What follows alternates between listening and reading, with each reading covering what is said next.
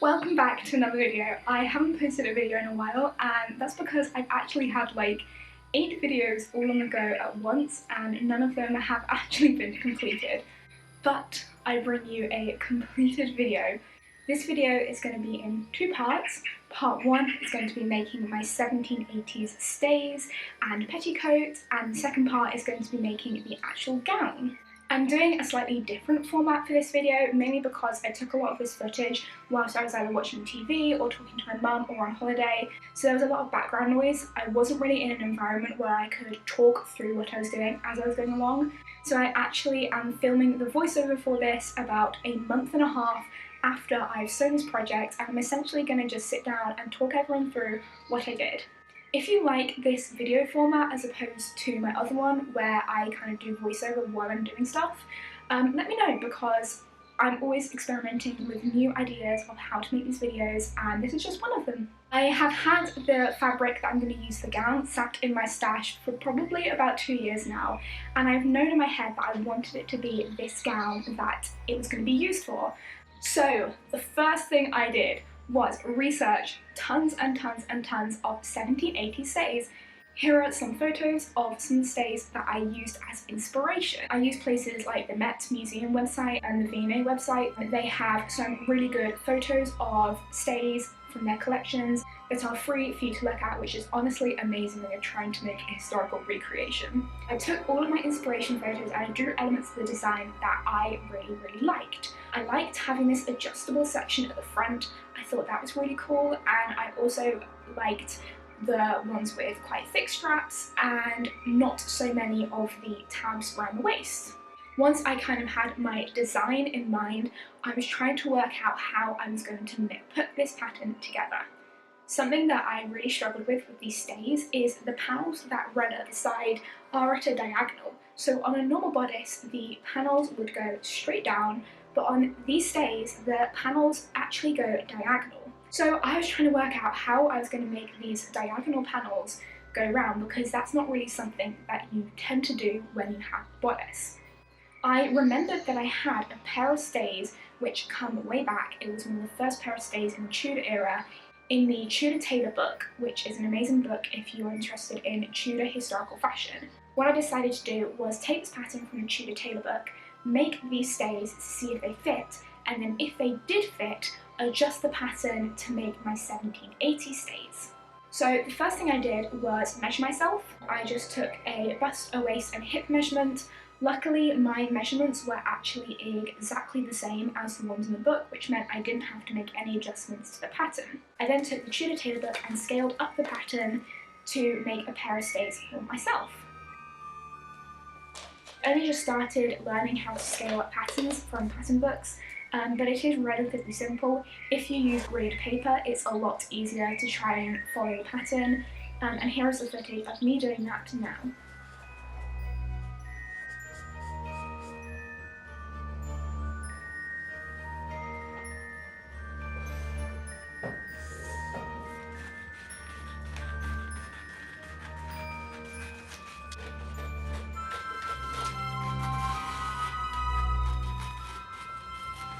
What I then did was took this pattern and I duplicated it so I could make the adjustments to make my 1780 stays.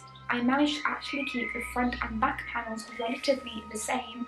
The major adjustment was at the side panels where they ran diagonal. I was absolutely thrilled when I made this mock-up and it fit. I honestly did not expect this pattern to be drafted so easily, because stays are kind of notoriously difficult to draft and also to make. So the fact that I managed to self-draft this pattern was mind-blowing, and it was just luck, and I honestly do not know how I did it. Once I had this pattern, I decided to make a mock-up because I really wasn't sure how it was going to work. Here is some footage of me making the mock-up now.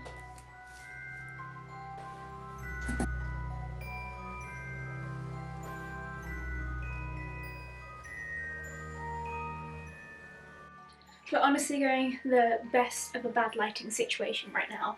But I have done my mock-up. It's with the jeans, which is actually quite useful because the jeans are kind of where my natural waistline is, and I can see that there's some bunching on the waistline, so the waistline is too roomy. But considering stays are meant to be really hard to make, especially kind of the 1780s stays with these like swooping like diagonal panels, this has come out pretty well. There's no like other fit issues. This bit at the front is fine. I'm gonna kind of trim this back a bit because it's a little bit too much and it's gonna rub. The major issue is actually at the back in the straight piece, which I started unlacing it because it was getting too much. But that's the only issue. So this is kind of coming up a little bit too high and this is a bit low down. So I'm gonna add a bit more length there and take off a little bit of length at the top. But apart from that, there is literally no other fit issues with this. I'm so glad with these panels. I would like them a little bit smaller because when I fully lace them, the panel is sitting right next to each other. But when the boning is all in, that will shrink it down a bit. So I think we'll be fine. So now we have made a successful mock-up. I'm gonna make the adjustments to my pattern and then I guess I can start sewing these, which is really exciting. Once I had my pattern, which I self-drafted, I had to move on to making the stays. I like to try and use fabrics and materials that I have just lying around the house. Luckily, I had some twill lying around the house which I could use as a thick layer to make the stays a little bit more rigid. I also had some old bedding in a beautiful beige colour and a beautiful rose pink colour, which I decided would be my colour scheme for these stays. I really like using materials like old curtains and old bedding to make my historical dresses because I just think it's a nice way to recycle fabric and not have to go out and buy more. Don't get me wrong, I love buying new fabric, but sometimes we just have to be a little bit sustainable and using old material like curtains and bedding is just perfect for this. I had a bit of a dilemma what to do about the boning because these stays have a lot of boning in. I've seen a lot of other people on YouTube and Instagram using zip ties as boning, but I had never tried it. But this time I did, and honestly, why have I never done this before? Because zip ties work perfectly as boning. With all of my materials, I essentially just cut the pattern out, and here's some footage of me doing that now. Cutting the pattern out is one of my favourite bits of making patterns. It's just really fun and therapeutic, and honestly the sound of scissors going through cotton is one of the best things ever. I had to really make sure that I kept my pattern pieces labelled because there were so many different pieces and they were all going in different directions and had different grain lines, so I had to really keep on top of that. I cut all my boning out before I sewed my pattern together because I thought that would be a clever idea, and you can see how beautiful it all looked on my lounge floor. But in honesty, by the time I had sewn my garment together, I lost track of what boning was what, and I'd added some extra boning in somewhere, so I just randomly shoved random bits of boning in, and I had to cut more anyway. So if I was going to do this again, don't cut the boning beforehand, you lose track of it, but there we go, lesson learnt. The next thing I had to do was sew all of the layers together. I ended up with 3 layers, an outer pink layer, an inner twill layer, and a lining layer which was in just a white pillowcase kind of material. This isn't really historically accurate. All of the stays that I looked at were kind of made from 2 layers, but I'm a bit funny with textures and I wanted a nice soft cotton lining instead of the twill, which is a little bit itchy on the skin, so that's why I went for 3 layers instead of 2. I used my hand-turn single sewing machine for this project. I just love using this machine as I can just have it downstairs whilst watching TV and it doesn't create too much noise. I can also take it on holiday with me and I don't need electricity, which is just great. We did actually have a little bit of a dilemma halfway through sewing this where some thread got caught in the bobbin, and I spent about 2 hours at 11 PM to kind of 1 AM trying to sort it out. And then the next day I went to my grand's house and I told her, and she was like, oh, I could have fixed that problem in like 20 minutes. All you needed to do was this. And I was like, I know that now, but it took me like 2 hours to work it out. But you know, I fixed the problem in the end, and the machine started working and I could carry on sewing these bits together. I don't really remember what I did when I was sewing these bits together. I had to sew all of the boning lines, so what I kind of did was I took the 3 layers pinned together and I marked out on the right side the boning lines, and I just went and sewed up and down, up and down, up and down. Once all of these pieces had the boning lines sewed on, I essentially just sewed the garment together. One thing I will point out is I couldn't sew it all together all at once because of the way that the boning had to be inserted.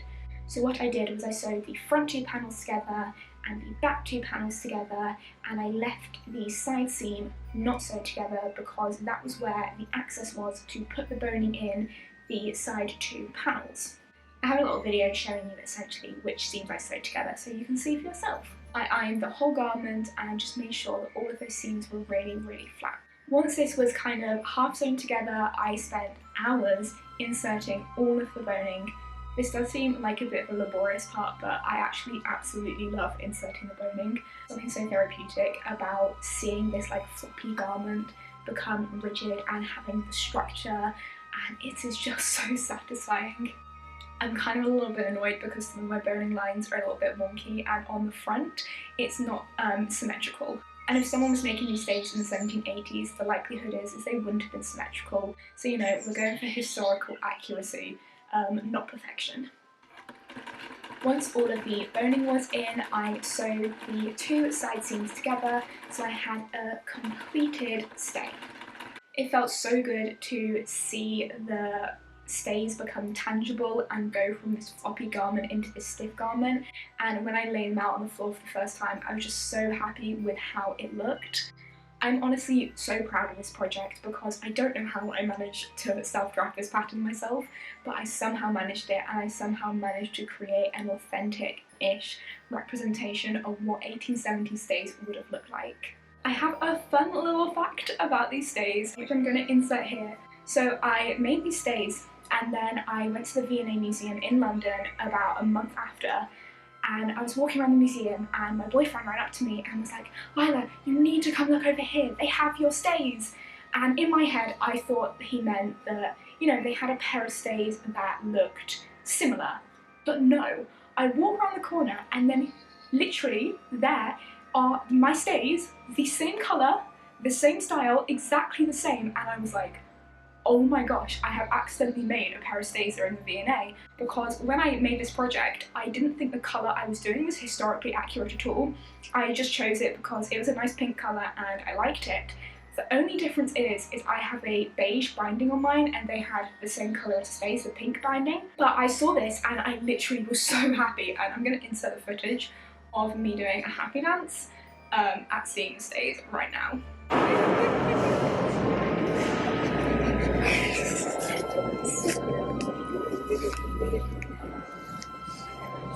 That's a fun little side story that I kind of accidentally made a historical recreation of pair of stays in the V&A. Back to where we were.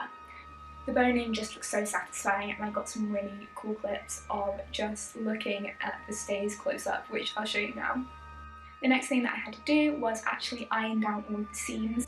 The seams got a little bit bulky with where the boning was and then where the twill and all of the cotton was, so I trimmed down the seams and I ironed all of the seams down just to make it lie really neat and flat. The good thing about using zip ties is they don't melt when you iron them, which I did do a little test first to see if the zip tie would melt when I ironed it, and it didn't. Something I did do, which I don't think I got any footage of, if I did I'll insert it now, is I whip stitched the seams down so that they wouldn't flap about and they wouldn't fray. Whip stitching is essentially just a really light whip of a stitch just going down the seam just to tack it in place. You can't see this stitching from the other side, you can only see it on the inside, but it just does make the garment look neater on the inside, and it just means that the seams are really lying flat. The project is nearing to an end. The final steps I had to do before I went on holiday / when I was on holiday was make the bias binding and sew the bias binding on. I had to just sew this bias binding on by hand because I had to go around so many different curves. This was probably the hardest part of the project, and there are some areas of this bias binding which are not lying flat, but again, we are not going for perfection. My fingers after doing this were so red and sore. I'm not the best at using thimbles, I should be better at using it, and I literally punctured my finger with the blunt end of the needle multiple times because of the pressure I was pressing in sometimes. And I don't know how, you know, in the 1780s, the whole of the stays would have been hand sewn. This probably took the longest and was the most tedious just because I had to go around, especially at the bottom, so many little corners, and it just in the end, I was like, this is not going to look perfect, so I just kind of went for what worked instead of what looked the best. I of course finished this by ironing it to make sure that all the binding was pressed down and looked neat, and this did help some of the dodgy area where I didn't manage to get a proper knee curve. I am really glad that I went with this contrast binding because I think it just adds an extra little element to the stays. I decided that I was going to do the binding in this beigey creamy colour and then do the eyelet holes in a brown and the ribbon to tie the stays off in a beigey cream too. I think just like that muted pinks beige brown look is really nice, and I'm really glad that I did it. I take back what I just said about sewing the binding down being the hardest part, so I just remembered what I had to do next, which was use a very old eyelet puncher to punch holes in the fabric to sew the eyelets in. This eyelet hole puncher is very old and very seized up and kind of broken, but my grandma gave it to me and I don't want to buy a new one, so you know, we go with it, we use it. My hands aren't like the most strong anyway, and I literally, to plant this thing through 6 layers of fabric, 2 of them being a thick twill, I had to use both my hands and then put the weight of my knee on my hands on the floor to essentially like make it go through all the layers. It was kind of painful, but I did it and it worked. And once all of the eyelet holes were in, I just made sure that there was no fabric inside them and they were nice and clean, so that when I came to sewing them, it would be really easy and simple. I then went on holiday, which is where I made my quilted petticoat and finished off the stays. I don't have any footage of the quilted petticoat because essentially all I did was take a quilted bottom sheet for like a bed and sew it into a tube, pleat it up, put ties on it, and then that was it. It really wasn't that interesting. I'm really pleased that I used the quilted bottom sheet as a quilted petticoat because it meant that I didn't have to quilt the fabric or go and buy any quilted fabric. I just had it there ready waiting. So you know, if you ever have any bedding, don't throw it out because you never know when you can use it for a historical project. My camera battery is dangerously low, it's like flashing red at me, so we are going to wrap this up quickly. I don't want to recharge it because then the sun will go down and I won't be able to finish this today. The last thing I did for the project was sew all of the eyelet holes. I did this on holiday in the evenings and the mornings, and I essentially just did like an eyelet stitch around the holes to make them really neat and tidy. You can see here that I am essentially just making a little loop on the fabric, and then I sew the loop down to secure the eyelet hole so it doesn't fray when I pass the thread through it.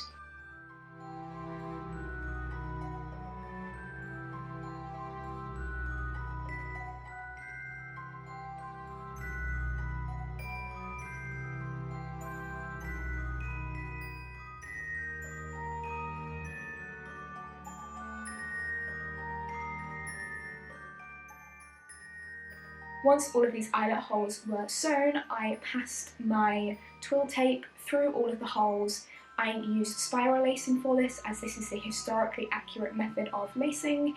It essentially means you have one strip of twill that goes from the bottom to the top instead of having it crossing over. You don't see this crossing over until corsets kind of later in kind of the Victorian Edwardian period, and the spiral lacing is the most historically accurate for the 1780s. And we're done! The stays are made and the quilted petticoat is made, and literally the night I finished them there was a gorgeous sunset in Dunstable where I was on holiday, and I was like, Mum, quick, we need to go out and get photos, and I'll insert the photos here.